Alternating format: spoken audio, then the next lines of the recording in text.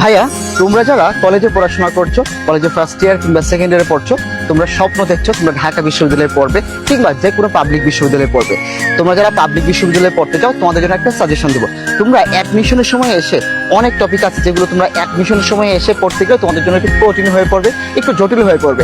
কিছু কিছু টপিক তোমাদের কলেজে থাকাকালীন অবস্থায় পড়ে ফেললে তোমাদের জন্য অ্যাডমিশনটা অনেক বেশি সহজ হয়ে যাবে। কি কি ভাইয়া? এই টপিকগুলো হচ্ছে ইংরেজির মেমোরাইজিং পার্ট, মানে ইংরেজির মুখস্থ পার্টগুলো। ইংরেজি মুখস্থ পার্টগুলো বিশ্ববিদ্যালয় ভর্তি পরীক্ষা যেগুলো প্রত্যেক বছরে আসে, সেগুলো হচ্ছে কি অ্যাপ্রোপ্রিয়েট প্রিপোজিশন। প্রতি বছর ঢাকা বিশ্ববিদ্যালয় ভর্তি পরীক্ষা এখান থেকে 1 নাম্বার আসে। এই অ্যাপ্রোপ্রিয়েট প্রিপোজিশন দিয়ে তোমার বোর্ড পরীক্ষা আছে, আবার অ্যাডমিশন টেস্টও আছে। এছাড়াও তোমাকে পড়তে হবে গ্রুপ ভার্বগুলো পড়তে হবে ভালো করে, ইডিয়ম এন্ড ফ্রেজ পড়তে হবে, সিনোনিম অ্যান্টোনিম এগুলো ভালো করে এখন থেকে পড়ে ফেলো। এই যে মুখস্থ আইটেমগুলো বললাম না, রেগুলার একটু সময় হাতে রেখো, যে 30 মিনিট হোক বা 40 মিনিট হাতে রেখে এইগুলো জাস্ট এই মেমোরাইজিং পার্টগুলো তুমি কলেজে থাকাকালীন সময় যদি পড়ে ফেলো, তাহলে তোমার জন্য কিন্তু এটা ভালো হবে। কারণ তুমি বিশ্ববিদ্যালয়ে ভর্তি পরীক্ষা যখন দিবা, গ্রামারটা না খুব অল্প সময় শেষ করতে পারবা। ভাইয়ের অল্প অল্প কিছু ক্লাস আছে, এগুলো একটা একটা করে পড়লে তোমার 20 দিনে পুরো গ্রামারটা শেষ হয়ে যাবে। বাট মুখস্থর কাজটা তো ভাইয়া করতে পারবে না, তাই না? ভাইয়া তোমাকে বুঝিয়ে দিতে পারবো গ্রামারটা সুন্দর করে, বাট মুখস্থের কাজটা কিন্তু তোমাকেই করতে হবে।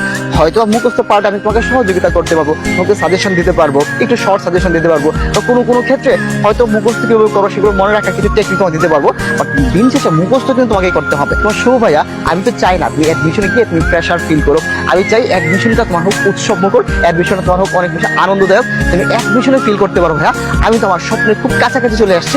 ইনশাল্লাহ আর অল্প কিছুদিন পরে আপনার সাথে এই ঢাকা বিশ্ববিদ্যালয় ক্যাম্পাসে দেখা হবে, এই কার্জন হলে দেখা হবে। তখন তোমার পরিচয় হবে তুমি একজন দাবিয়ান।